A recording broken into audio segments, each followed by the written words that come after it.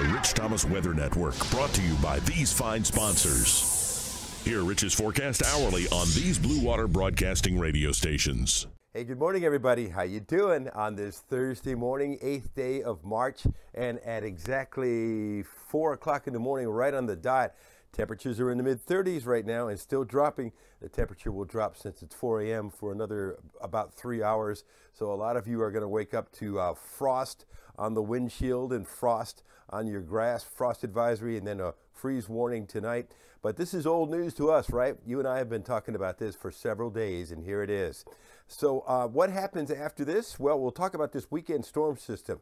When does it get here? How strong is it? How much rain can we expect with this thing? And guess what? Another temperature plunge early next week behind this storm system. I think there could even be another freeze, maybe.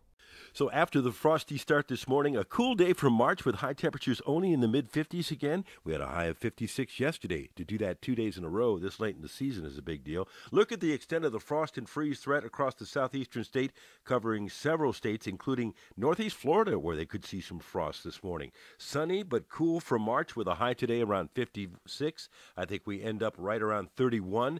At dawn tomorrow, northwest wind 6 to 12 miles per hour. Some places colder. And, I see a 30 around Lake Martin. I see even lower 30s down around the Wiregrass region into the Dothan area. So a cold Friday morning start, but a nice afternoon recovery. I think we're in the mid-60s, and I think it's a good Friday after that chilly start in the morning. Then Saturday, clouds on the increase, high temperatures in the lower 70s, maybe a shower or storm late day, but a better chance of showers and storms Saturday night. In fact, maybe some stronger storms. We'll be watching if the Storm Prediction Center decides to put us in a risk. They haven't done that yet. That's a potent low just to the west of Tuscaloosa Saturday midnight. Then now we're on the new time, Sunday morning on daylight time at 7 a.m. The low is near the Huntsville area, moving off to the northeast, and some lingering showers during the daytime hours Sunday into Sunday evening before ending.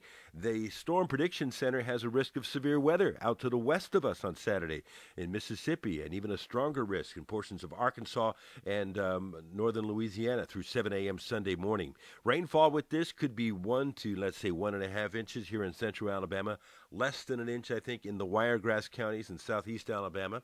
Then behind the storm system, it turns breezy and cooler again on Monday. We'll go into different stages of cooler back behind this. So I've got a high of 65 Friday tomorrow after a morning low of 31, into the low 70s Saturday with showers and thunderstorms Saturday night into Sunday. Then it turns cooler Monday, then colder as we get into Tuesday and Tuesday night. In fact, take a look at this. Another Arctic plunge coming in, or at least briefly, we're going to sample some colder air as we get into the early part of the next week. I'll show you some numbers in a minute. First, let's look at the European here. It has the warmest days Saturday. Then it shows the showers and thunderstorms Saturday night into Sunday. Another big drop next week in temperatures, and we'll be flirting with the freeze mark by the middle of next week again. Yes, we could see another late season freeze. In fact, let's look at sample some of the numbers. It's got 70 on Saturday, very cool for March, then later on next week with temperatures falling back into the 30s. In fact, we'll look at the specific numbers on the U.S. model, the GFS.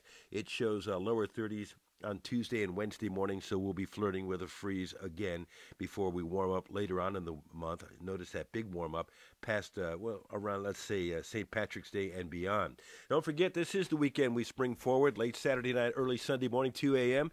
We set the clocks forward 1 hour, and we lose an hour of sleep.